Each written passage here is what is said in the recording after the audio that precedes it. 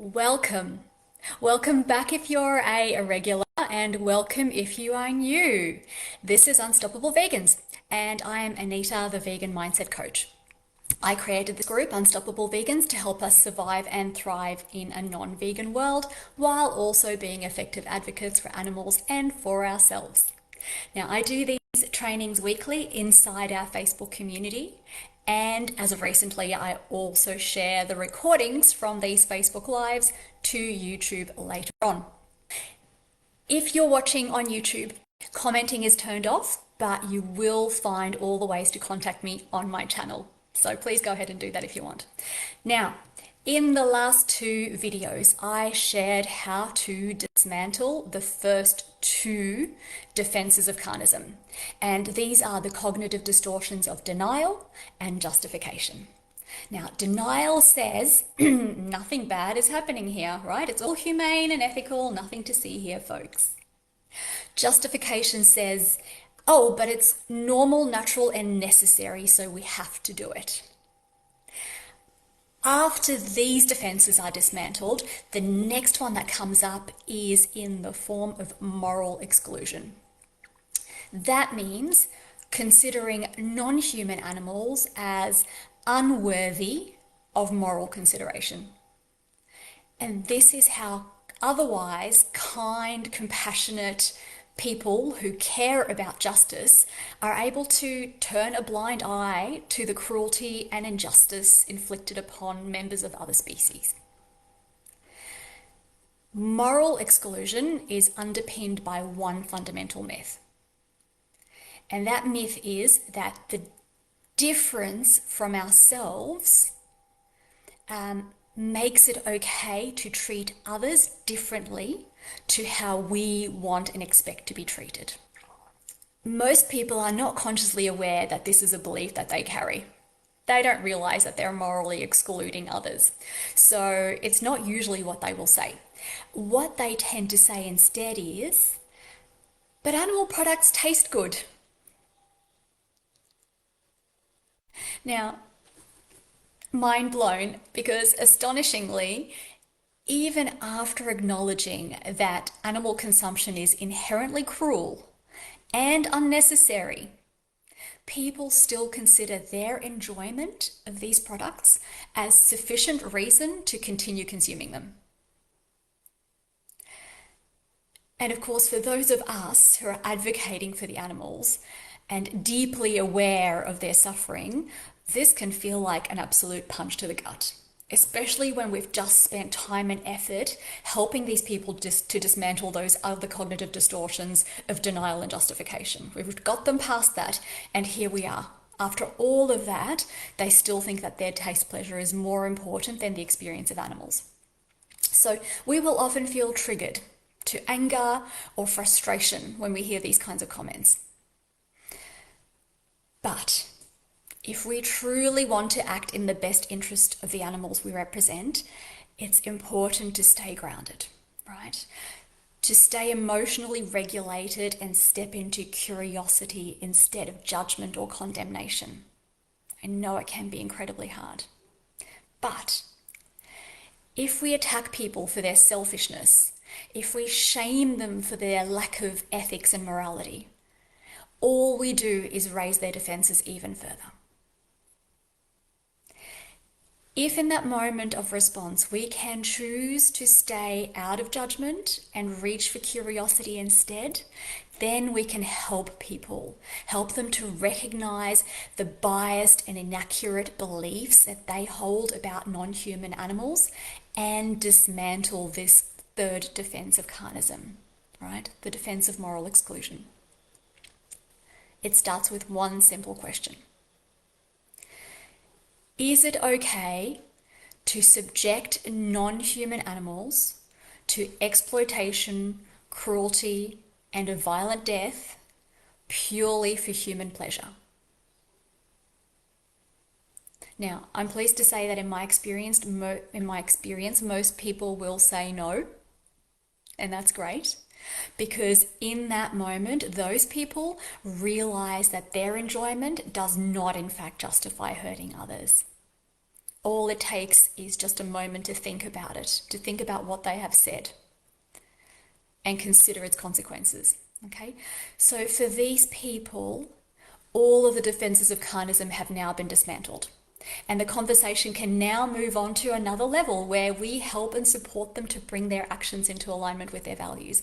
Of course, it doesn't mean that they become vegan immediately, because often they will have lots of barriers and hurdles to overcome, lots of fears and consequences they need to consider for their lives, but we can help them overcome those. The defense of carnism is now gone. Now they're effectively saying, I'd like to be vegan, but we can help them overcome those buts. And that's not what today's about.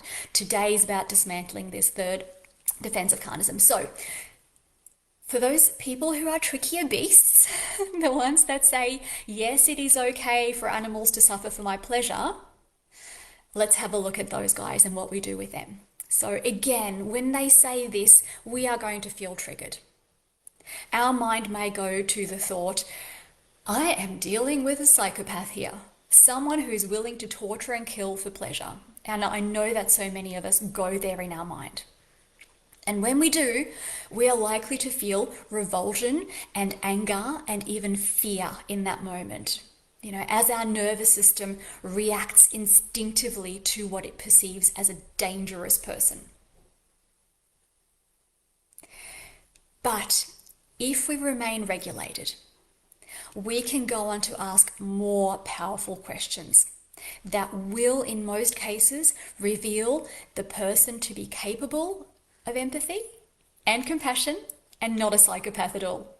Just someone who spoke a bit before thinking things through.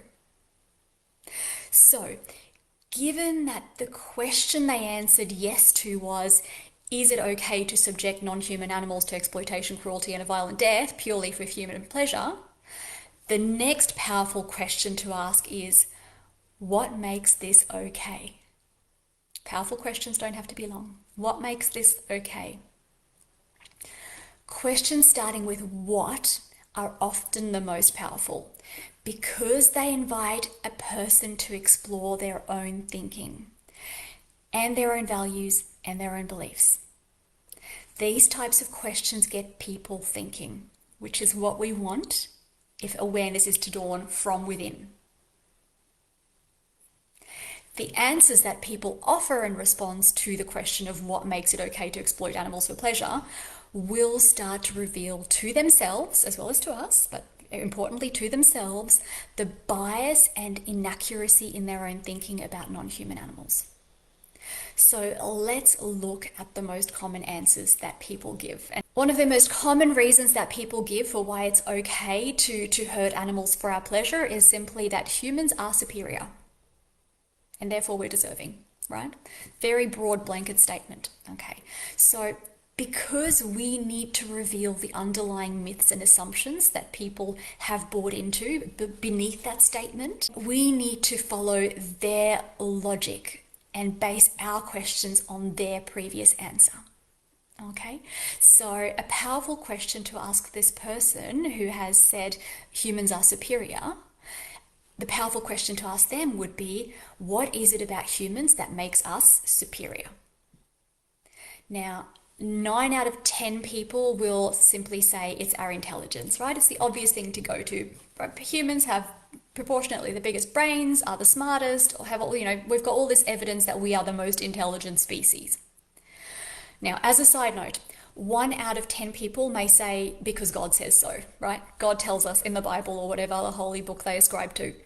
Now, I'm not going to unpack all the possible theological arguments here about in relation to this. You are perfectly free to go down that route and ask people powerful questions based on their religious texts if you are equipped to do so. For me, that's not my game, so I have a simple but powerful question which I will ask these folks, which is simply, what would God prefer us to do? To treat animals with kindness, care and compassion, or with cruelty and violence? Because I am yet to come across a religion that doesn't hold kindness and compassion at the core of its teachings. Now, people can go on to argue from that, and I'm going to let them go ahead and do that. I'm not going to argue on the basis of a book that I don't ascribe to. But let's go back to the more common scenario which is by far the most common, where people give intelligence as the reason for human superiority. And a simple, powerful question to ask in relation to this is, what makes it okay for those with superior intelligence to harm those with lower or lesser intelligence? Now, people will come at this from two different angles. One is the might is right angle, which basically says if you have power over others, you can do whatever you like, and that's just fine. And then the other angle is that, well, because animals lack intelligence, they are simply too dumb to be capable of suffering. Okay, so I'm going to have a look at each of those in turn. So let's start with the might is right argument. Now, this argument says that human intelligence has enabled us to gain power and control over the rest of the planet, including all the other species. And now that we are in control, we get to do what we want because no one can stop us. Therefore, those who are smart enough to get into a position of power inherently have the right to subjugate and use others as they wish. Now, it's very easy to make these assertions when we feel very safe in our position of power, and the risk of someone else ruling over us is very low. So it can be helpful to offer a scenario where the person who believes in might is right finds themselves in the position of subjugation. So what if another country has smarter scientists, smarter politicians, smarter military leaders than ours, and that enables them to develop more powerful weapons and strategies to overpower us? Then the people of the more powerful country have the right to invade and do with us whatever they like? Do they then have the right to enslave us, to torture us, to kill us? Would we be okay with that just because they were more intelligent overall? Now, most people will experience a little shift in their thinking when they consider this, right? They may realize that might is right is maybe not a blanket rule that they want to apply to all circumstances. But they may then go on to argue that might is right should still apply when it comes to other species, to non-human animals, right? Now, this might seem tricky, but it's actually easily addressed by just posing another hypothetical scenario where humans are the less intelligent, less powerful species. Okay, so if Earth were invaded by an alien species, which by definition would make that species more intelligent and more powerful, would you happily submit to them separating you from your family and your community, to putting you in a cage, subjecting you to painful procedures without anesthetic, and eventually killing you for your flesh? Would you happily live and die under those circumstances, saying, fair enough, they have a right to do this because they are more intelligent? The point is, again, to get the person to put themselves in the position of the victim, and from there decide if they want to keep their current view. Now, the second way in which intelligence is used to defend harming animals for pleasure is through the assertion that animals that we harm are simply too dumb to actually suffer. Now, there is a serious cognitive distortion at play here, right? And it needs to be revealed. And that distortion is the inaccurate and illogical way in which people relate intelligence to suffering. So a powerful question to help uncover this for them is, what is the relationship between intelligence and the capacity to feel pain and distress? Their current reasoning typically says that because animals don't fully understand what is happening to them, they don't experience the same degree of anguish or terror as humans would, given the same circumstances. Now, this is really easy to dismantle. Again, this is best done by posing a scenario that places the person in the position of the victim. Okay, so invite them to do a comparative thought exercise. So, let's imagine that you need a painful medical procedure to save your life. You know it's going to be very painful, but you have chosen it of your own free will, using your intelligence to weigh up the choice. And while you find the experience intensely painful, you know how long it will take, and you know that you can handle it for that duration. You also know that you have control in the situation, and you can put a stop to it, stop the procedure if you find that you can't handle it after all, right? You put yourself through the pain because it is worth it in the end. Versus, imagine another situation. Imagine yourself as a person of lower intelligence, someone who is incapable of understanding their medical condition or to consenting to medical treatment, right? You now have a guardian to do this for you. And that guardian has to make these decisions. So you now have no idea what is happening to you. You find yourself physically restrained and in great pain, and you don't know why it's happening. You don't know how long it will go on for or if it will ever end. And as far as you know, the agony is just going to go on forever until you die. Okay? If you have the capacity to understand death, right? So now we get to ask a person some questions about these scenarios. In which situation are you likely to feel more distress? Is it where you know what is happening and you feel in control, or where you don't? And in which situation are you likely to struggle and thereby prolong the pain and the distress? When a person has reduced ability to understand and make decisions, such as a baby or someone with a cognitive impairment, so perhaps a person with dementia, these are the people who are considered the most vulnerable in our society. Do we typically afford them more or less care and protection than the average person? Right? I think we all know the answer to that. So if this is the case for humans, does lower intelligence still hold up as a justification for causing pain and distress to animals? Now, if a person says yes to this, then that is probably as far as the conversation is going to go with them. And that's okay.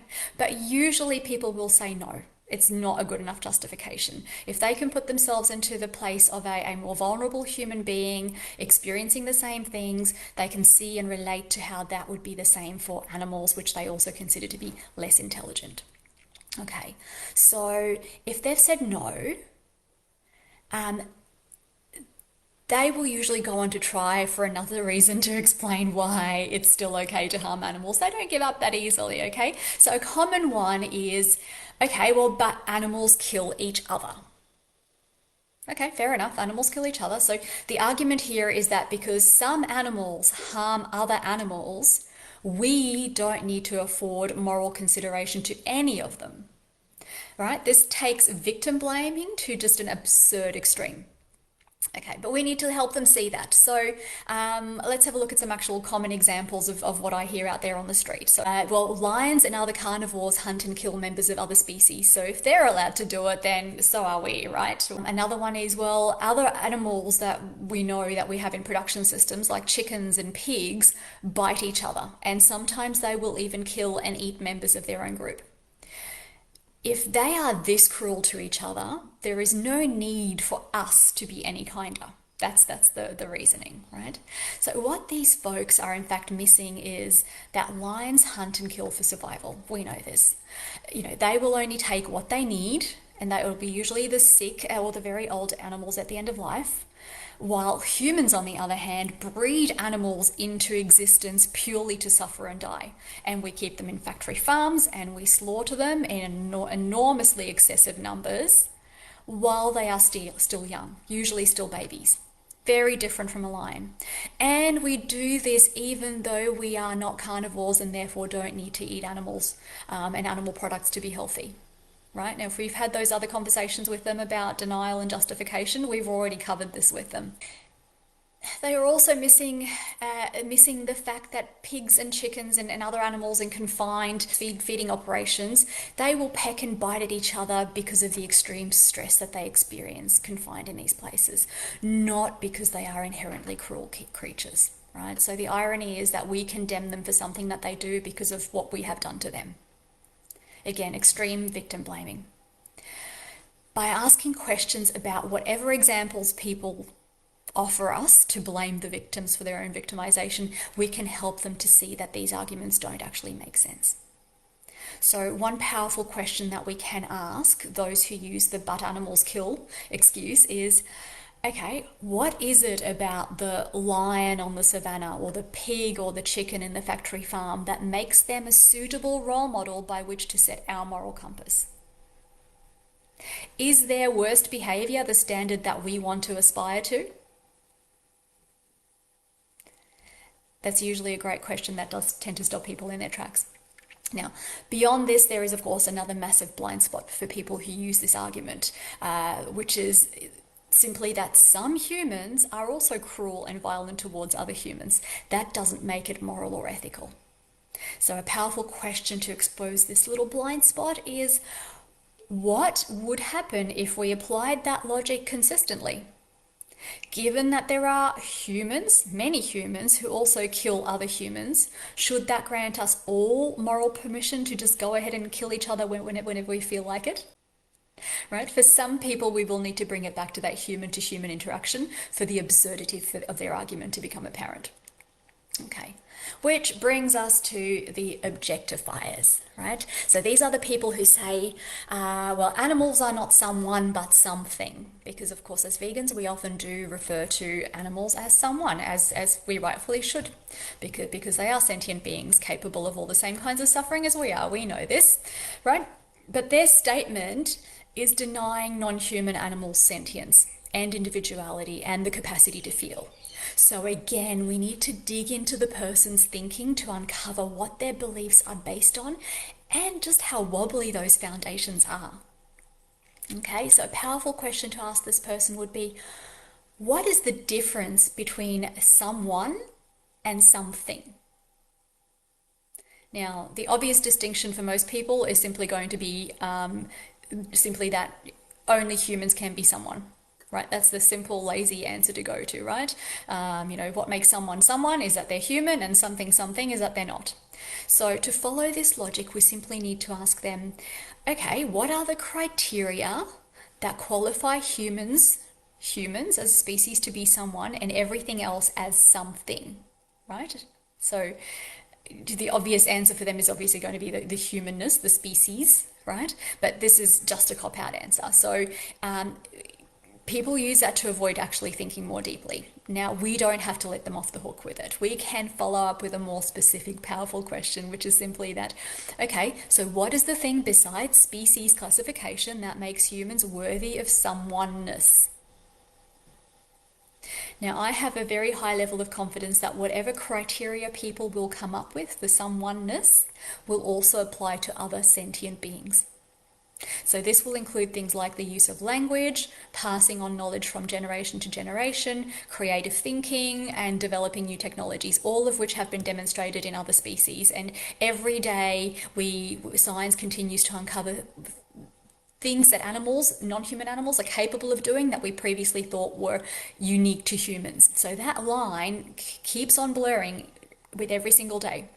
Now, if they do happen to come up with some criteria that really genuinely currently don't apply to other species, as far as we know, such as having a written language, we will almost certainly find that there'll also be some groups or demographics among humans to whom those criteria also don't apply.